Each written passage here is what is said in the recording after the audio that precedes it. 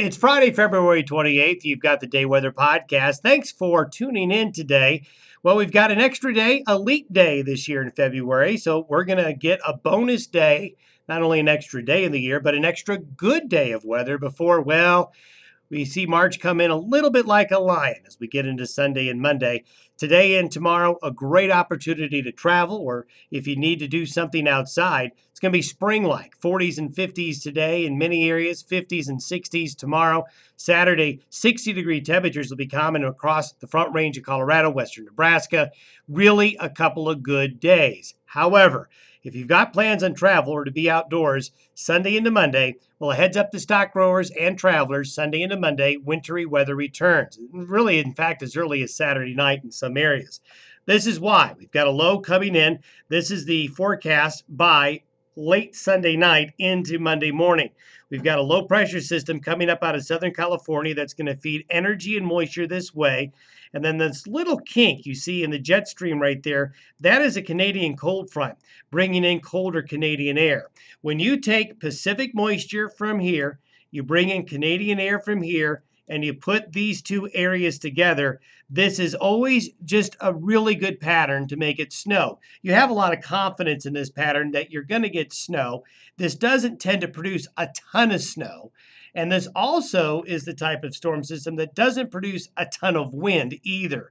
So it's more of a straight down snow, which doesn't happen very often, but it's going to be covering a lot of real estate, this snow will, and you can see it here. This is the prediction from the computer modeling through Tuesday morning of where the heaviest snow will fall. Now, again, this is a model. One thing you got to remember about computer models, they're tools, they're not reality, but it's a good way to show you where we think the heavier snow is going to fall. And you can see all of the I-80 corridor of Wyoming, western Nebraska, into the Wasatch Front, going to get snowed on. So if you have travels along Interstate 80, starting late Saturday night into Sunday morning here, well, you're going to run into snowfall. That's an area to watch out for Saturday night, Sunday morning. But you can see Casper along I-25, then out into the Front Range of Colorado will all be impacted. The mountains along I-70 in Colorado will be impacted. Also, watch out for what looks like, see that bullseye right there? That's a Lander South Pass system. This type of system really does bring heavy snow to the South Pass of Wyoming, and that'll be something to watch out for. And you can also see these purple areas here on the higher terrain between Rawlins and Laramie. So that's your Snow Cheeman Trail, I-80 corridor area that's going to see significant snow.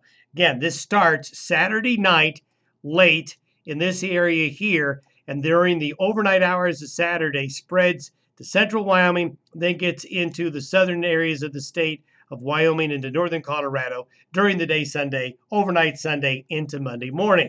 So be ready for some wintry weather after two really good-looking days. Now, after that system moves out, this is for Thursday. Notice we get a westerly flow. That means warmer temperatures will come in. This is the storm that's going to come through this weekend and Monday. Then this means a warm-up. So what will happen is this is the roller coaster season. We have a winter event. We get colder after a couple of warm days. Then we have a nice warm-up at the end of next week into the start of next weekend. Although by Saturday into Sunday, here comes our next system that could come through bringing a chance of snow and colder weather again. We'll see late Saturday into Sunday. Although I'll have to tell you, this pattern right here in the Pacific is a little convoluted. This area of low pressure here and this area of low pressure here may not be handled very well by the models. So really, once we get past, let's say Friday of this coming week, do expect the weather forecast to maybe be variable or changeable, something that we always have to face during this time of year. Want to give you a quick update on snowpack conditions. They continue to be very good. Really, only the Sweetwater and Belfouche drainages are a bit below average right now. The rest of Wyoming snowpack basin's doing very, very well. Same for Colorado. Now, notice we've dropped into the 90s in southwest Colorado's basins. However, this storm coming will help ease that, and there's more snow coming. So we're pretty confident that even southwest Colorado will join the rest of the basins in Colorado with above average snowpack here in the coming weeks.